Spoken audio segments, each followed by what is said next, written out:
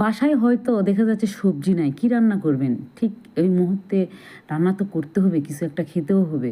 বাস সেই মুহূর্তে কিন্তু আপনারা চাইলে আলু কুচি করে কেটে নিয়ে, পেঁয়াজ বেশি করে কুচি করে কেটে নিয়ে ওখানে আস্ত কাঁচা মরিচ ফেলি, বাস দিয়ে এখানে আদা রসুন জিরা বাটা পরিমাণ মতো, আরও দিয়ে দিচ্ছি স্বাদ মতো লবণ, আরও দিয়ে দিলাম এখানে শুকনো মরিচের গুঁড়ো, আরও দিয়ে দিচ্ছি হলুদের গুঁড়ো, সব কিছু এক কথায় পরিমাণ মতো, বাস পরিমাণ মতো দিয়ে এখানে এখন দিয়ে দিব সয়াবিন তেল। সয়াবিন তেলটাও দেখতেছি আসলে মাসের শেষের দিকে, তাই দেখুন বোতলটা আমি ঢেলে দিচ্ছি একবারে উপর করে, যা আছে সব তাতে আমার রান্না করা হয়ে যাবে আজকে।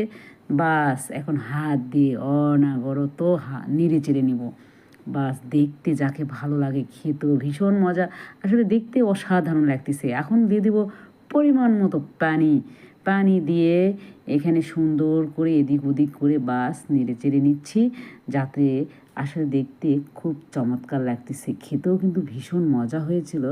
আপনারা একবার হলেও এভাবে ট্রাই করে রান্না করে দেখতে পারেন। আর এটা আমার আপুর পুকুরের মাছ, টাটকা টাটকা, বাস দিয়ে দিলাম। আপনারা চাইলে ভাজি দিতে পারেন, এটা টাটকা হিসাবে আমি ভাজলাম না।